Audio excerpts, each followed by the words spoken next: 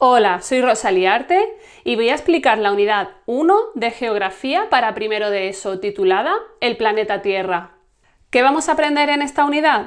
Pues vamos a aprender sobre el planeta Tierra, sus movimientos, además cómo se representa en los mapas y sus líneas imaginarias. Así que en diferentes apartados vamos a ver todo esto.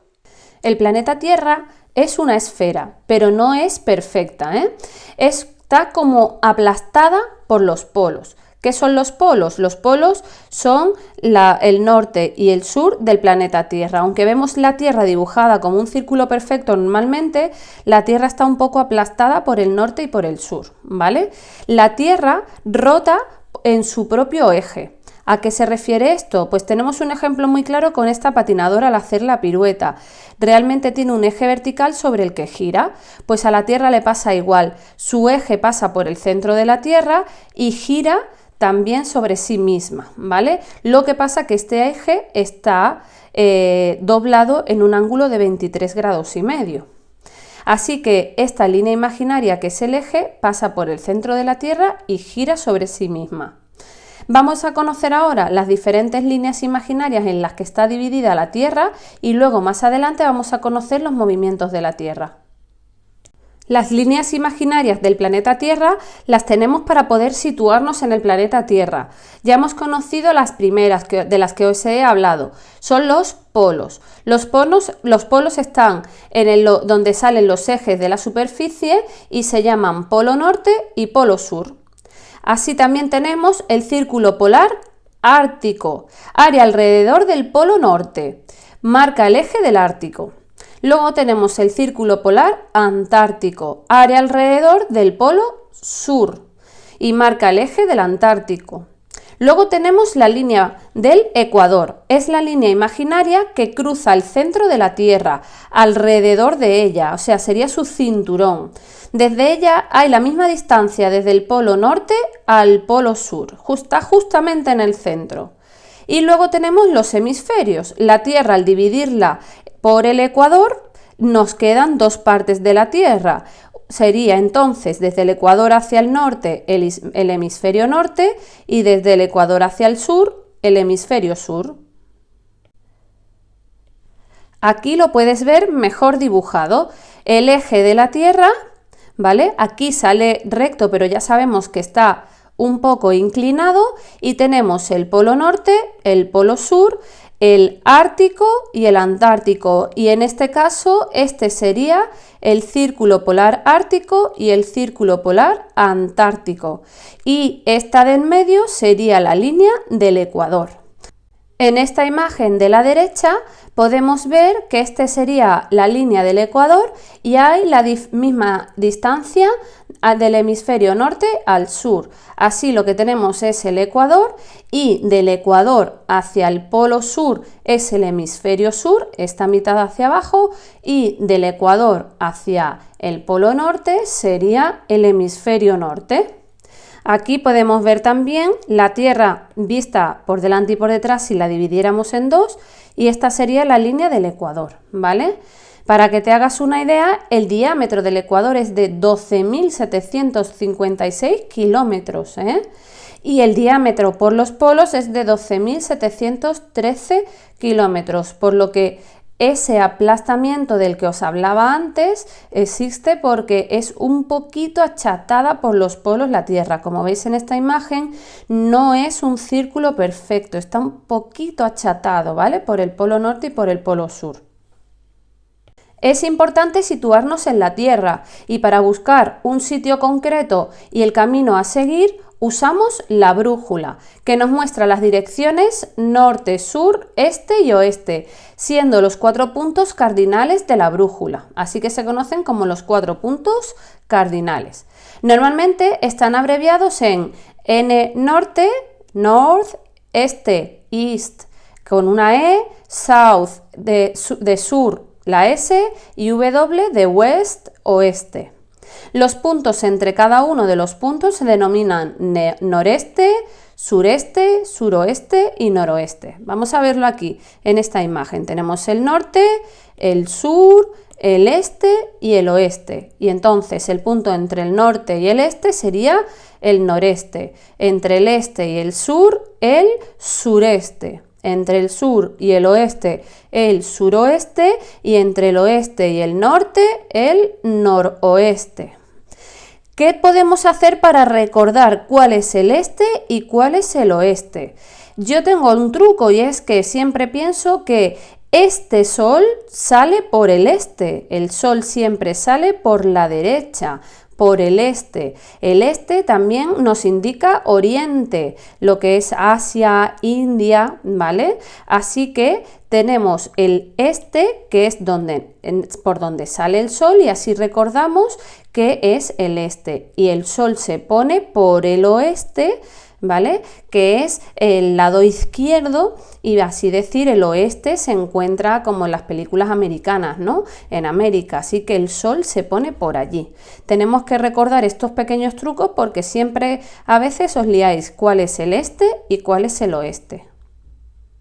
El movimiento de rotación es el apartado que vamos a conocer ahora. En este caso es el movimiento en que la Tierra gira sobre sí misma, sobre su propio eje. Vamos a conocer todas las consecuencias que trae este movimiento en el planeta Tierra. Vamos a conocer el movimiento de rotación. ¿Cuál es este movimiento? Es el giro de la Tierra sobre sí misma, alrededor de su eje imaginario del que hemos hablado al comienzo. El movimiento se realiza en dirección oeste-este y tarda en completarse 24 horas, es decir, un día. De esta forma, la velocidad a la que gira la Tierra es de 1670 km/h. Impresionante, va súper rápido, pero nosotros mismos no notamos ese movimiento en nuestro día a día, ¿verdad? Consecuencias del movimiento de rotación, pues vamos a conocerlas. Será la sucesión del día y la noche, que ocurre, ¿verdad?, cada 24 horas. Luego tenemos el movimiento aparente del Sol. ¿A qué se refiere esto? Pues que realmente parece que se mueve el Sol, pero nos estamos moviendo nosotros desde la Tierra. Así que amanece por el este u oriente, que es el truco que os he dicho antes, y desaparece por el oeste u occidente. Pero en realidad lo que se mueve es la Tierra, no se mueve el Sol, nos movemos nosotros. La localización de la Tierra, ¿vale?, que luego lo vamos a ver con la latitud y la longitud, y finalmente las horas y los usos horarios, que los vamos a ver más adelante. En el apartado 3 vamos a conocer ahora el movimiento de traslación. Este movimiento es el que hace la Tierra alrededor del Sol y también trae unas consecuencias que vamos a conocer ahora. ¿Cuál es el movimiento de traslación? Pues es el giro de la Tierra alrededor del Sol. Se efectúa en dirección oeste-este y tarda en completarse 365 días, 6 horas y 9 minutos, es decir, un año. Como el año tiene 365 días, las 6 horas sobrantes se acumulan y cada 4 años tenemos un año bisiesto. Esto lo que quiere decir que se añade un día al mes de febrero. Cada 4 años, el mes de febrero, en vez de tener 28 días, tiene 29. Y ese es el año bisiesto. La Tierra recorre en este movimiento 930 millones de kilómetros a 106.000 km/h. Características de este movimiento, pues la traslación se hace describiendo una órbita elíptica. En este caso no hace un círculo perfecto, sino que hace una órbita elíptica de esta forma, más o menos. Proporciona las estaciones del año debido también a la inclinación del eje terrestre. La inclinación del eje va a llevar que tengamos estaciones según en el punto que estemos del planeta también, que lo veremos en temas más adelante con el clima y el tiempo. La distinta duración de los días y de la noche y zonas cálidas, templadas y polares en la Tierra. Aquí tenemos el movimiento elíptico que hace la Tierra alrededor del Sol.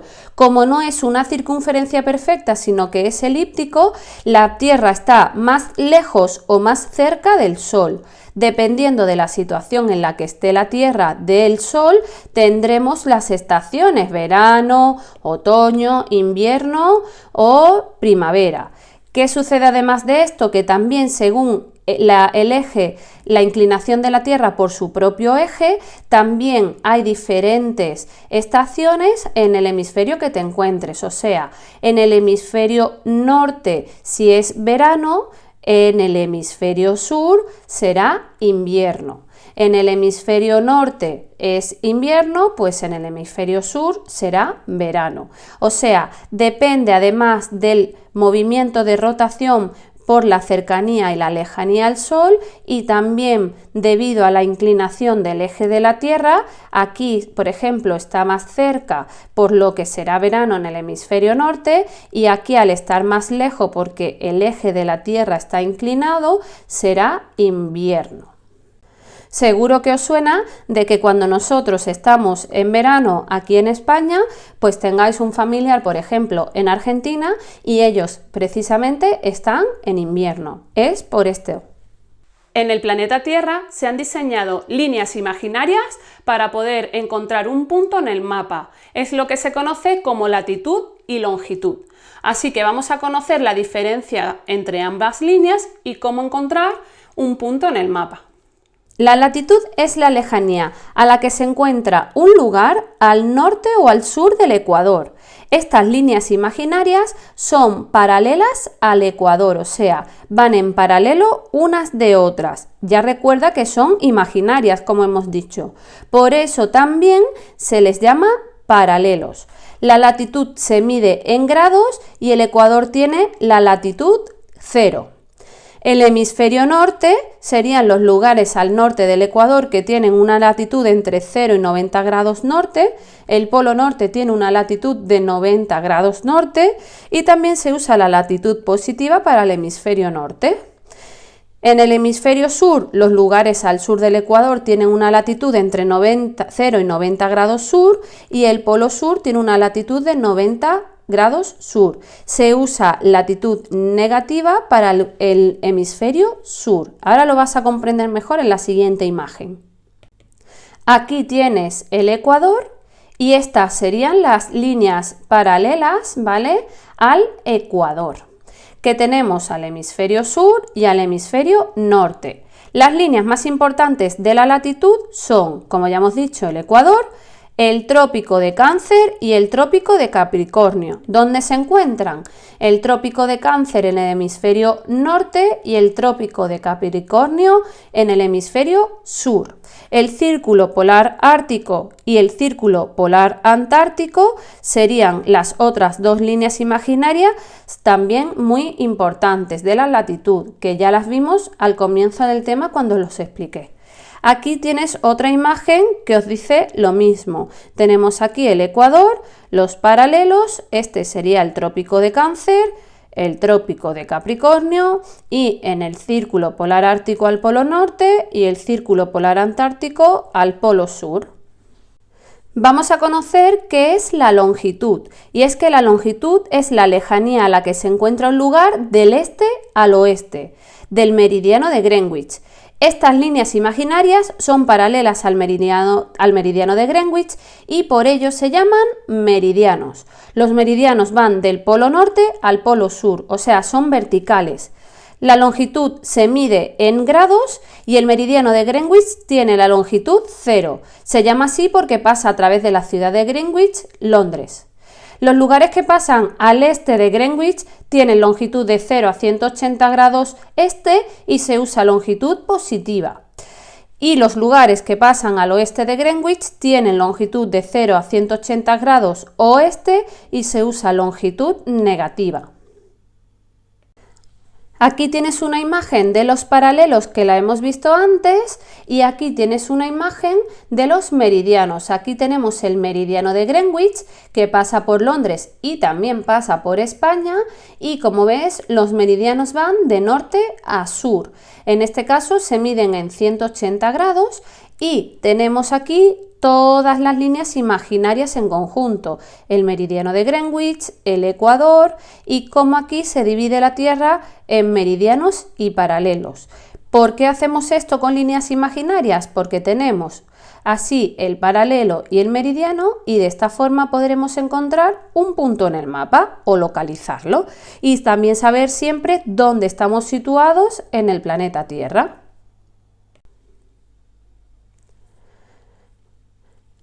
Para el próximo día tienes que tener los apuntes de esta parte en tu libreta ya realizados y además realizar el dibujo de un globo terráqueo indicando sus principales meridianos y paralelos. En este punto vamos a aprender cómo se lee un mapa, y es que la longitud la tenemos marcada de 0 a 180 grados y la tenemos aquí marcada con líneas imaginarias, y la latitud la tenemos en este lateral y recuerdas que es de 0 a 90 grados. ¿Qué más tenemos en los mapas? Líneas de cuadrícula, que son las líneas que indican la latitud y la longitud mostrando un lugar exacto en el mapa, y se suele marcar más fuerte el ecuador y el meridiano de Greenwich. Además de eso, solemos tener en los mapas la leyenda del mapa, que es un texto que nos explica lo que se representa en el mapa con símbolos, colores o números, como podemos ver aquí, y también la escala, que indica la distancia del mapa relacionada con la distancia real que habría. Sería la escala, que lo vamos a ver más adelante. Por último, también se suele encontrar en los mapas la orientación, que indica la dirección del norte. Debido a la forma esférica de la Tierra y al movimiento de rotación, existen los usos horarios, usos con H. Esto hace que en unas zonas de la Tierra sea de día y en otras de noche en el mismo momento. Vamos a conocer qué son los usos horarios y cómo se calculan. Como ya os he dicho, nos vamos con los usos horarios con H, y es que debido a la forma esférica de la Tierra y su rotación, existen diferentes usos horarios. Esto hace que en unas zonas de la Tierra sea de día y en otras de noche. Para establecer la hora de cada lugar, utilizamos entonces lo que estamos hablando, los usos horarios. Se trata de un mapa donde se divide la Tierra en 24 usos horarios. ¿Por qué? Pues porque el día tiene 24 horas. Los lugares dentro de ese uso horario tienen la misma hora, y el uso horario de referencia para establecer la hora es el meridiano de Greenwich. A partir de él se adelanta una hora de cada uso horario hacia el este y se atrasa una hora hacia el oeste. Aquí tenemos un mapa de los usos horarios. Como puedes ver, en este caso tenemos el uso horario 0, que es el que pasa por el meridiano de Greenwich, ¿vale? Y a partir de aquí, si vamos hacia el este, se va sumando las horas. En este caso, este uso horario más 1 y así sucesivamente. Este uso horario más 2, lo van marcando también con los mismos colores para que veas los países que tienen ese horario, más 4 y así sucesivamente. Ponemos un ejemplo, si es que en Londres son las 12 de la mañana y nos queremos saber el uso horario, por ejemplo, que tiene China, pues nos tendríamos que ir a su uso horario, que es más 8. 12 de la mañana más 8 horas, en China son las 8 de la tarde, cuando en Londres son las 12 de la mañana. Esto también es debido a la rotación de la Tierra, que como ya sabes va hacia el este. ¿Qué sucede para el otro lado? Pues se restan horas. Si a las 12 de la mañana, que son en Londres, si nos fuéramos a Argentina, en este caso, que está en este uso horario, que son menos 3, pues tendríamos menos 3 horas. En Argentina están por la mañana desayunando, porque serían 12, 11, 10, 9, las 9 de la mañana. De esta forma calculas la hora que es en un país del mundo concreto en base a la tuya. Recuerda que nosotros, aunque pasamos por el meridiano de Greenwich, tenemos el horario más 1. En clase vamos a hacer ejercicios para practicar los usos horarios. Y en clase también vamos a repasar cómo se calculan las escalas de los mapas haciendo las cuentas con el otro PDF que tenemos para descargar en lecciones de historia. En clase vamos a practicar ejercicios sobre las escalas y vamos a ir poniendo al día el resumen de la unidad en tu libreta. La ciencia que elabora los mapas se llama cartografía. Un mapa es la representación de la Tierra en una superficie plana y según cómo la representemos tiene diferentes proyecciones. Vamos a conocerlo ahora. Acudimos a la cartografía para representar un espacio geográfico y un mapa representa una parte de la Tierra o a la Tierra completa en una superficie plana. Para elaborar un mapa hay que elegir un sistema de proyección y una escala, que es lo que vamos a aprender en los siguientes puntos. Hay distintos tipos de proyecciones. Vamos a empezar por aquí. La proyección cilíndrica es aquella que traslada los meridianos y paralelos a un cilindro y el resultado es un mapa rectangular en el que los meridianos y paralelos están en líneas rectas. Es el típico mapa que tenemos del mapamundi de todos los continentes, donde los meridianos y paralelos están en línea recta. En este caso se elaboraría de esta forma. La proyección cónica traslada los meridianos y paralelos a un cono. El resultado es un mapa en forma de abanico. Es más extraño de ver, pero existe. Y es que este cono luego se traslada a un mapa que nos da una forma de abanico.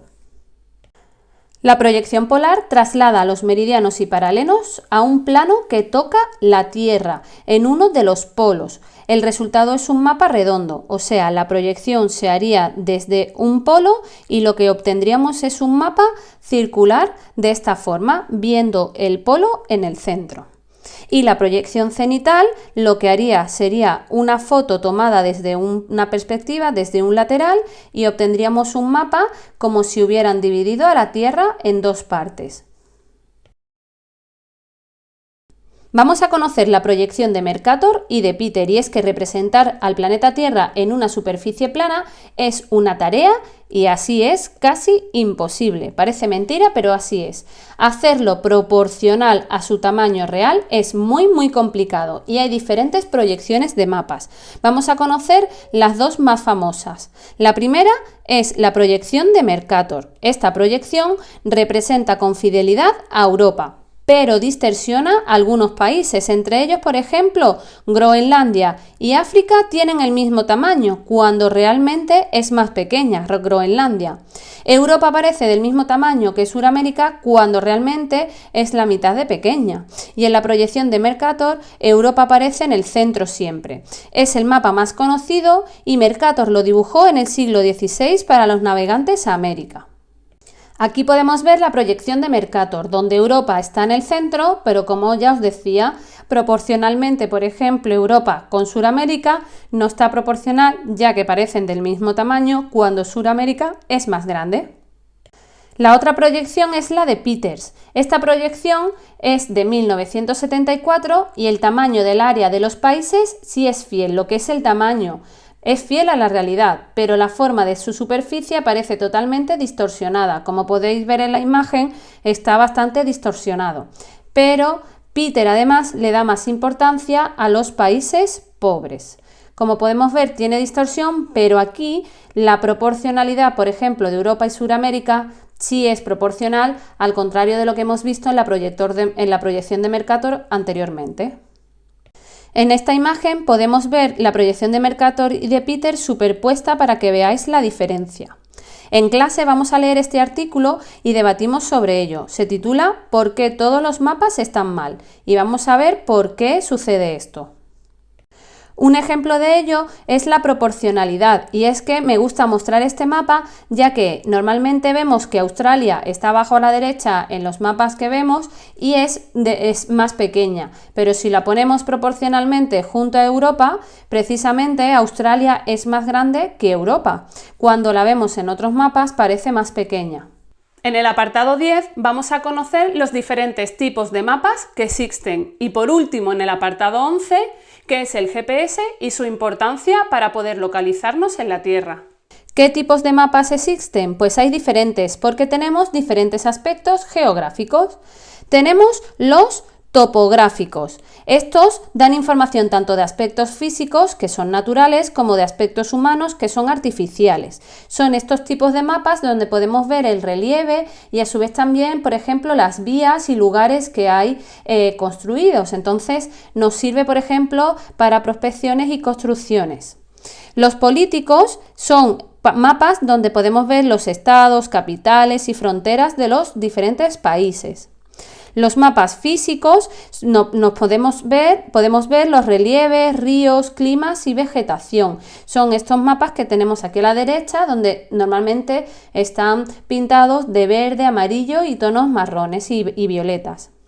Luego tenemos los mapas de geografía humana o temáticos, que son de población, actividades económicas, ciudades, etc. Normalmente tienen una leyenda con diferentes colores para entender el mapa. Pues el GPS es la herramienta más popular en los últimos años, ya que te sitúa en un punto en el mapa, gracias a su sistema de posición que se conoce como Global Position System, que es GPS, ahí vienen sus siglas. Vamos a conocer un poco más de cómo funciona esto para poder localizarnos un punto en el mapa. ¿Y el GPS cómo sabe siempre dónde estoy? Pues cada satélite emite una señal que lo identifica. Hay muchísimos satélites y el receptor detecta las señales e identifica cada satélite. Mediante la intersección de las 4 señales con una base de datos que indica dónde están los satélites, el receptor calcula la latitud y la longitud, que es lo que hemos estado viendo a lo largo de esta unidad. De esta forma, el GPS sabe siempre dónde estoy. Pero no solo el GPS, también los dispositivos móviles, ¿verdad? ¿Y cuando buscamos en Google Maps dónde se encuentra la latitud y la longitud? Pues cuando localizamos un punto en Google Maps, viene una serie de números que nos indica la latitud y la longitud. Los tenemos aquí concretamente. Este número está separado por una coma, como has visto. El primer número se refiere a la latitud norte-sur y el segundo número se refiere a la longitud este y oeste. Si el número es positivo, que ya lo expliqué al principio, se refiere a norte y este, y si el número es negativo se refiere a sur y oeste. ¿Y qué sucede cuando compartimos nuestra ubicación por WhatsApp? Pues también aparecen estos números decimales. Si te fijas en el link, también aparecen estos números decimales que he explicado anteriormente, por lo que también estamos dando nuestra latitud y longitud. Y cuando estamos con nuestro móvil también nos geolocaliza y también lo podemos hacer con la brújula. Si abrimos la aplicación de brújula lo podemos ver. En este momento te está señalando el norte, como bien sabes, porque es lo que hace la brújula, pero a su vez también nos saca la latitud y la longitud y también nos dice nuestra ubicación. En una 3 recoge este mapa conceptual, cópialo, que tiene un resumen de todos los apartados que hemos visto en la unidad y alrededor de los principales nombres realiza dibujos y de esta forma te servirá para poder estudiar y recordar toda la unidad para estudiar. Termina de tomar los apuntes de la unidad en tu libreta y ya te iré explicando en clase cómo se va a realizar el proyecto que vamos a hacer de esta unidad. Para la fecha que indique, tienes que publicar una entrada en tu blog hablando sobre los satélites artificiales y el GPS. Finalmente, no olvides de realizar las palabras del glosario en tu libreta y espero que con este vídeo hayas aprendido sobre el planeta Tierra. Nos vemos en la siguiente unidad. ¡Adiós!